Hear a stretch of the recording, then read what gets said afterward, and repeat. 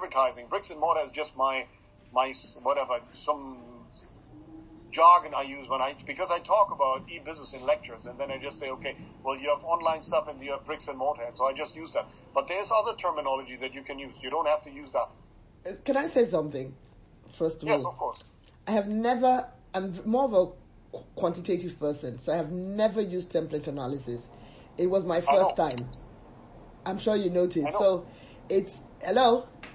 Can you hear me? Okay. So I need to confess, I'm more of a quantitative person, graphs, maps, so I'm not a qualitative researcher.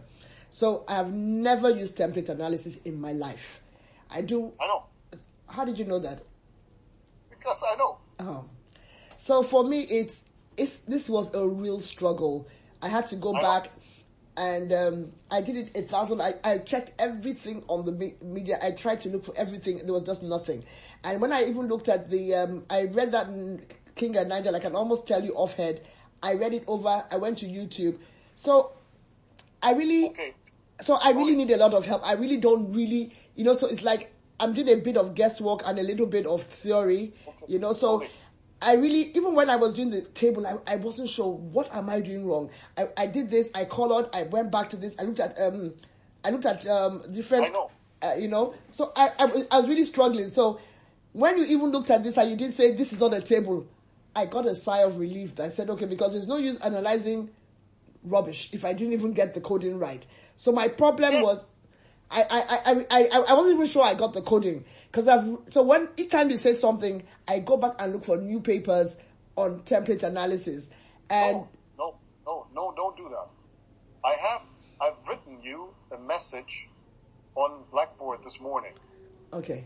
And because I've looked at what you've done, and I think I've identified the area where you have difficulties. Okay. And the area where you have difficulties, which is normal. Everybody who's doing qualitative research for the first time thinks, I'm just going to do it the way you're doing it, but then people learn a lesson.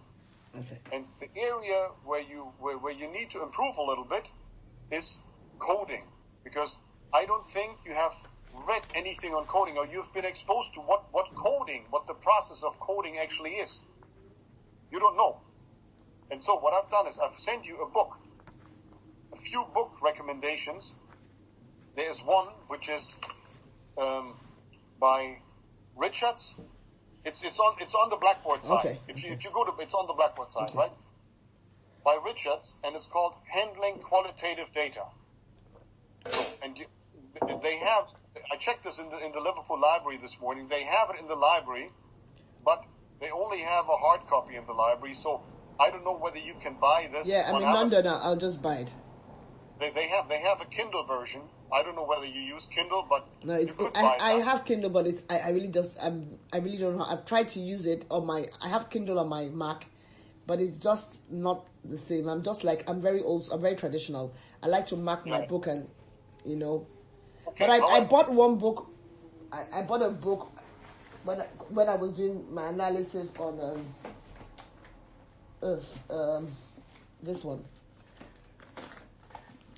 Interpreting qualitative analysis. It's by Silverman. Silverman is also good, but the books I get always accused of being too practical. Okay. Everybody, whenever somebody comes to me with a problem, whether it's friends, whether it's students, it's just very practical. Right? Okay. So that because I can only do practice. Okay. I cannot. Silverman for me is nice to read, but it's you need to do a lot of thinking in order to get somewhere with this. Now, if you read parts of the book I just mentioned to you, okay, the Handling Qualitative Data, Richards, and if you read the section about what coding actually is, you will gain some ground. Now the other one, and that's the one I don't know, maybe I shouldn't have done that, but I found a book by Saldana. I also put the link on the Blackboard side. Okay. It's called Coding. And this chap has written a book about coding, how to code data from a qualitative research perspective, right? And if the link does not work, let me know. I've downloaded the book. It's a bit illegal, right? Because I don't know, I found it somewhere online, and then I just said, okay, just put the link, and then it has it. But anyhow, I mean, it's available on the web, so there shouldn't be any problem. But anyhow, if you cannot download the book, just tell me, and I email it to you, to your email address, and then you can look at it. And the only thing you need to do with the Saldana book, have a look at the first chapter. Okay. Because this guy finds, okay, this is coding, and then he gives you examples of how they coded data. So he has some, it's not very long, right? But he has a little bit of interview data in there, and then he tells you step by step of how he codes the data.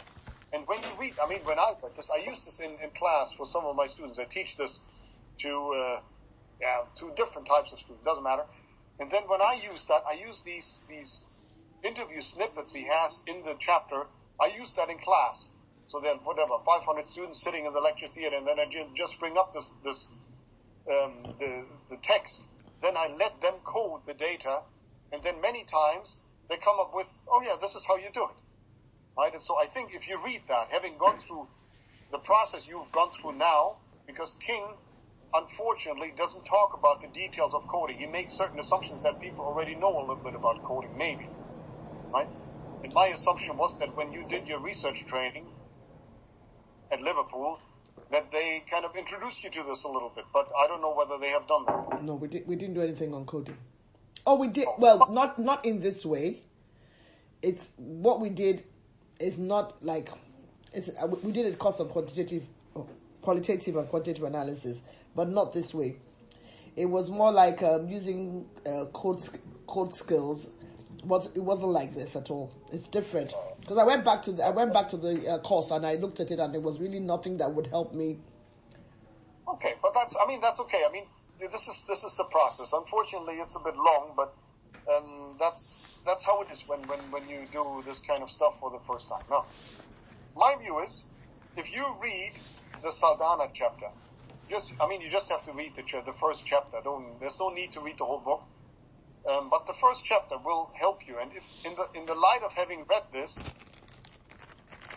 if you recode parts of your data, I mean, you have to go through that, because then we have to see that, okay, whatever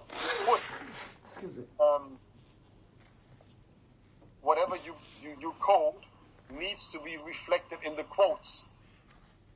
Because if you don't do this, then this is like the descriptive part of analyzing your data, right? So that Richards talks about this. So you have a bit of descriptive analysis, or what she calls, or Miles and Huberman, they also call this data reduction, right? So you're reducing your data to codes. So eventually you'll have a list of codes, which is then, okay, advertising, maybe word of mouth, maybe flyer, I don't know, I mean, all the different things in code. And then you would look at these together in a coherent way, and then you can start interpreting your data. Okay. Then I was going to ask. So I do this in this way. Is this table okay? This format of reporting, is this okay?